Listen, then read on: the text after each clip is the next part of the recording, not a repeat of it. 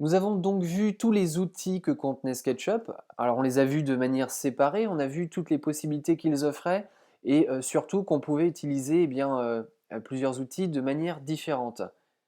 Et maintenant ce qu'on va faire, c'est qu'on va modéliser une maison et dans un premier temps tout ce qui est gros œuvre, c'est-à-dire depuis les fondations jusqu'à la couverture et puis avec les fermetures. Donc, commençons tout de suite. J'espère que vous avez pu tester tout ça de votre côté, passer une petite heure peut-être. Et puis, comme ça, vous allez pouvoir plus facilement voir ce que je fais à l'écran, parce que je vais vous expliquer toujours, bien sûr, mais un petit peu moins, ça va être un peu plus rapide que pour le test des outils. Alors, on va commencer par nos fondations. Donc, ce qu'on va faire, dans un premier temps, c'est que, bien sûr, on va donner une dimension à notre maison. Donc ma maison, elle va faire 10 mètres sur 5. Ah voilà, il est là. Hop, voilà. Donc là, je l'ai fait au crayon, mais bien sûr, vous pouvez aussi le faire avec cet outil-là, le rectangle. Donc nos fondations, qu'est-ce que c'est en réalité? Eh bien, tout simplement, ce sont des murs, mais qui sont dans le sol. Donc on va créer un décalage avec cet outil-là. Et comme pour les murs de fondation font 20 cm. Alors 0,2, puisqu'on est en mètres. Voilà. Et donc je clique, je descends. Alors, ça dépend évidemment de la profondeur que vous avez décidé de faire. Alors, c'est pas vraiment vous qui le décidez, hein, c'est plutôt à l'étude de sol ce qu'on vous a donné pour aller chercher le terrain dur. Hop. Alors, par chez nous, c'est environ 60 cm du côté de la façade atlantique. 60 cm. Mais ça dépend, hein, ça dépend vraiment des terrains, s'il y a eu de la terre végétale de poser dessus ou pas. Voilà, donc ça c'est juste notre mur bas de fondation. Donc pour cette semelle de fondation, on va repartir en dessous, on tourne, voilà. Et de la même manière, on va récupérer l'outil, voilà celui-ci, hop, voilà, quelque chose comme ça, hop, et on descend.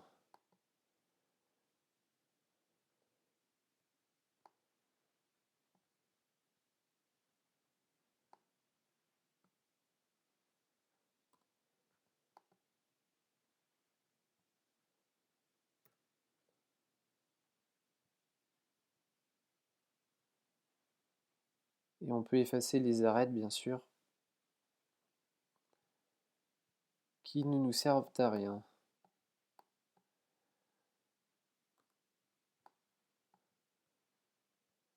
Voilà. Donc là, on est bien en dessous du niveau 0. Donc ce qu'on va faire, c'est qu'on va dire que eh bien, notre fondation, on va la mettre, on va la ranger dans un calque et on va en faire un objet en même temps. Ce qui sera plus simple pour la travailler. Donc j'ai fait CTRL A ou commande A pour ceux qui sont sur Mac. Clic droit. Créer un groupe. Voilà. Et maintenant, hop, je vais chercher. Non, ce n'est pas ça, c'est info sur l'entité, voilà. Et je vais chercher aussi la fenêtre calque. Alors, dans mes calques, on va mettre ici donc fondation.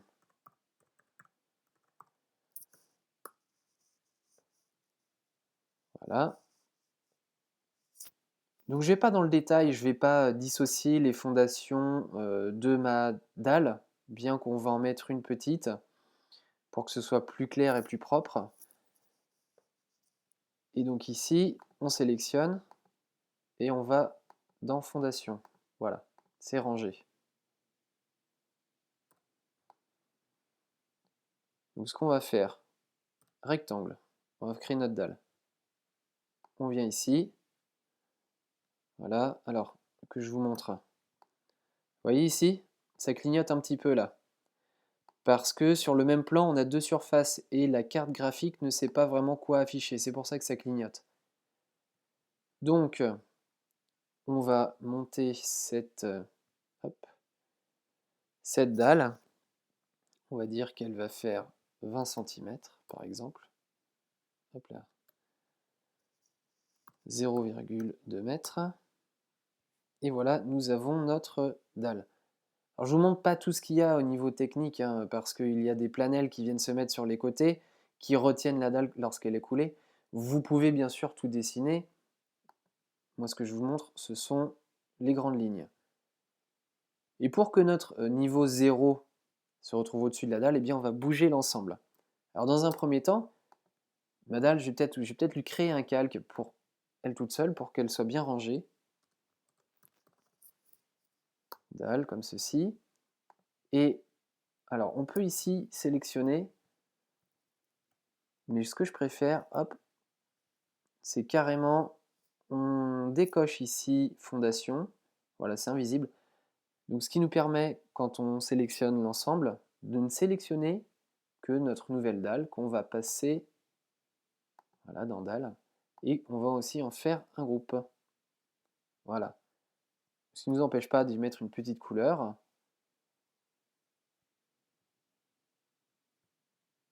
voilà, donc c'est seulement pour se repérer.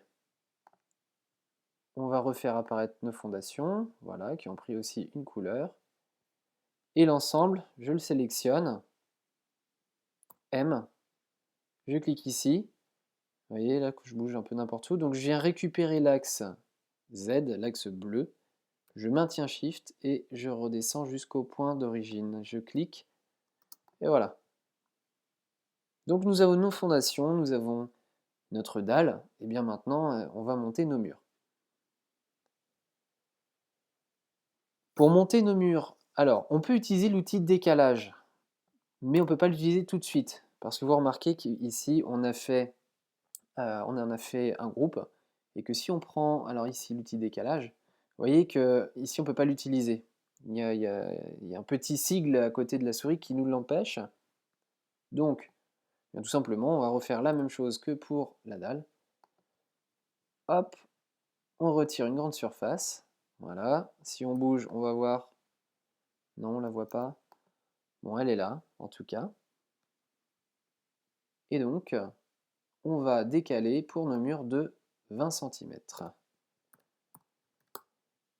Nos murs sont montés, enfin pas encore, mais pas loin. Et maintenant, ce que l'on va faire, avant de monter les murs, on peut le faire après aussi, hein, mais moi ce que je préfère c'est avant, c'est qu'on va positionner maintenant les ouvertures. Alors il va nous falloir, alors j'ai peut-être pas la place pour un garage, mais on va s'arranger. Alors, je sors le mètre. Vous tracez vos cloisons si vous voulez, dans un premier temps, dans un second temps, quand vous voulez. Moi ce que je vais faire, c'est que je vais tracer, voilà, un petit peu au hasard, une première fenêtre. Une fenêtre d'1,60 m.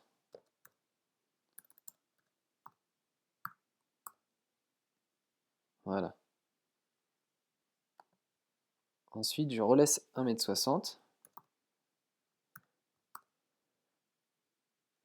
et je vais en faire une identique. Voilà. Je repousse encore d'1,60 m et là je crée ma porte d'entrée qui va faire 90 cm. Hop, voilà.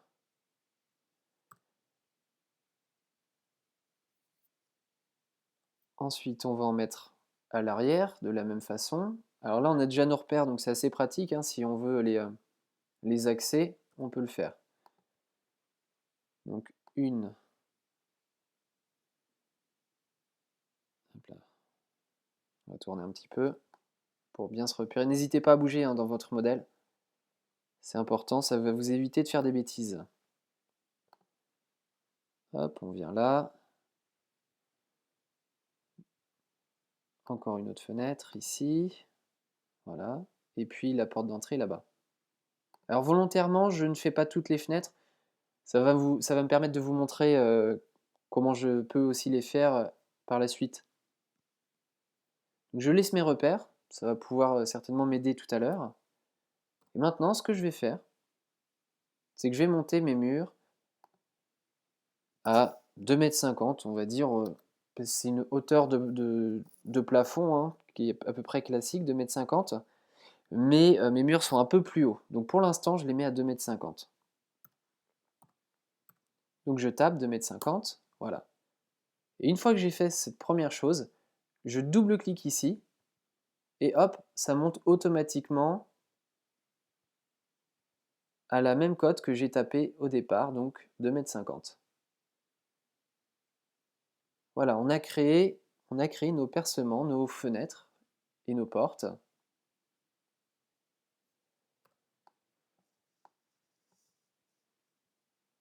Maintenant, il manque les linteaux. Alors les linteaux, qu'est-ce que c'est? Eh bien, ce sont les parties supérieures qui tiennent, en fin de compte, le plancher qui va venir au-dessus. Vous remarquez que j'ai fermé le linteau et que ça a fermé mon mur. Donc c'est tout à fait normal, il n'y a pas de souci. Donc il suffit de cliquer dessus et de le supprimer. Et donc, je vais mettre un nouveau repère. Hop, et je sais à peu près que j'ai choisi une taille de 2,10 m pour mes fenêtres. Voilà. Donc maintenant, il suffit hop là, de redescendre ici, voilà, et de venir chercher le point d'intersection. Ça y est, on a fait un premier linteau.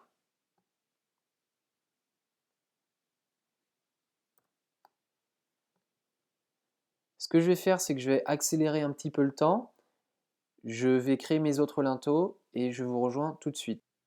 Voilà, mes linteaux ont été créés. Et là, je viens de m'apercevoir de quelque chose. Alors, ça m'arrive de temps en temps, ça va vous arriver aussi très certainement. Regardez bien, hop, ici et ici, ce sont les mêmes couleurs de calque parce que j'ai travaillé sur le calque. Hop, alors si on fait info sur l'entité, voilà, dalle, et ici je clique là, dalle aussi. Donc ça m'embête un petit peu, donc j'ai créé ici un calque mur, et bien on va le ranger dans mur. Donc je vais vous montrer comment est-ce qu'on fait quand on est un petit peu embêté. Donc ici, pas de problème, il est déjà dans un calque fondation, donc je clique ici sur Layer 0, c'est par définition, hein, ce qui me permet de décliquer visible. Voilà, donc il ne me reste plus que ces deux-là. Donc je sélectionne tout, alors sur PC, CTRL A, sur Mac, commande A. Ensuite, avec la souris, avant je clique sur Shift. Voilà, vous voyez à côté de la souris, il y a un petit plus et un petit moins qui apparaissent. C'est ce qui me permet de désélectionner le groupe que j'ai déjà fait pour la dalle. D'où l'intérêt de faire des groupes. Voilà, c'est désélectionné. Et tout simplement ici, hop, on revient mettre mur. Et voilà, en plus on le voit bien puisqu'il a changé de couleur, il a pris la couleur des calques. Alors ça je vais le mettre de côté. Voilà, donc vous voyez qu'il y a quand même un intérêt à travailler comme ça. Donc là je peux supprimer ça. Donc maintenant, vous n'avez pas forcément créé toutes les ouvertures dès le départ. Eh bien c'est pas grave, on peut en recréer dès maintenant. Donc ici, je vais faire une fenêtre. On va pas faire de porte-fenêtre, on va juste faire une fenêtre. Donc, je repositionne un repère à 90 cm du sol. Voilà. Ici, toc, je vais me tirer un repère. Voilà. J'ai un point ici, un point là. C'est suffisant pour créer une fenêtre. Alors ben non, puisque je pars pas d'en bas. Une porte-fenêtre, ça aurait été bon. Une fenêtre, ça ne l'est pas. Voilà, on est obligé de positionner nos deux repères. Je prends l'outil rectangle. Ici. Et je perce à l'intérieur.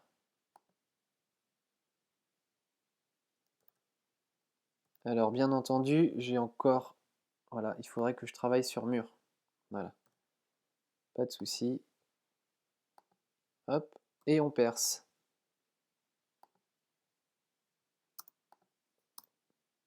Tac, voyons voir si c'est bon. Non, ça n'a pas fonctionné comme je le voulais. Pourquoi?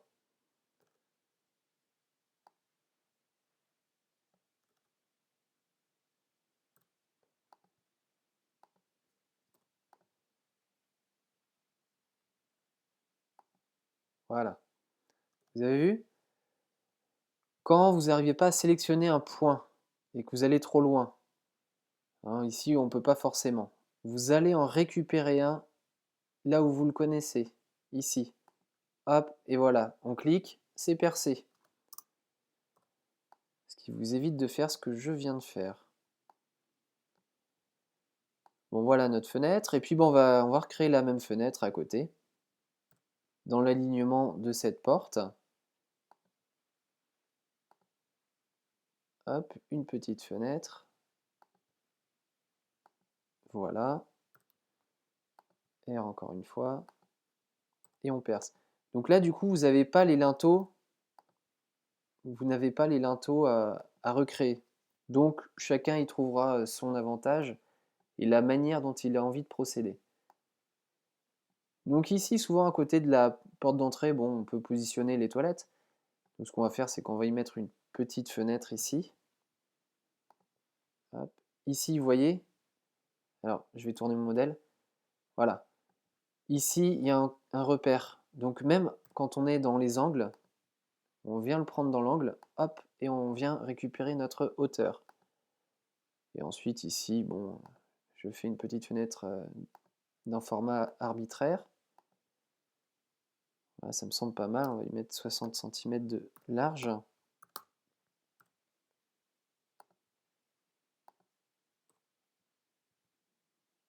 Hop, alors, voilà. Donc là, tout simplement, j'ai double-cliqué dessus, puisque juste avant, j'avais déjà créé le trou de la même épaisseur. Donc le fait de double-cliquer me permet de récupérer cette épaisseur. Voilà, donc on a fait tous nos percements, on a fait les fondations avec la dalle. Donc maintenant, ce qu'on peut faire, c'est un petit peu de nettoyage. Hop, voilà. Et je ne sais pas si on a créé le groupe pour tous les murs. Mais si on ne l'a pas fait, on va le faire dès maintenant.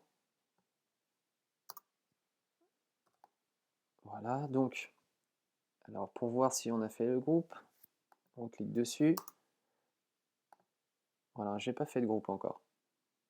Donc je vais enlever tous les autres calques, sauf mur sur lequel je travaille.